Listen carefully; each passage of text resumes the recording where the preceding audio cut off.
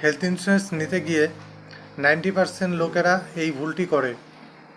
অনেকেই কম প্রিমিয়াম দেখে পলিসি নেয়, কিন্তু ওয়েটিং পিরিয়ড কী আছে, কভারেজ কোন কোন নার্সিংহোমের সঙ্গে রয়েছে, বা আপনার ক্লেম প্রসেস কী আছে, সেগুলো কিন্তু দেখে না।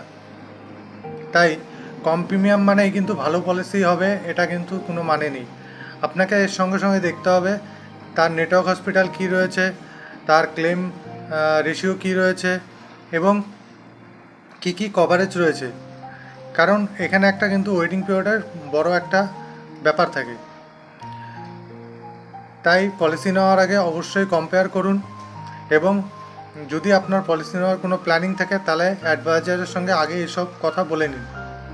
এবং এই ধরনের আপডেট পেতে আমার চ্যানেলটি সাবস্ক্রাইব করুন, এবং যদি ভিডিওটি ভালো লাগে তাহলে লাইক এবং শেয়ার অবশ্যই করবেন। Thank you.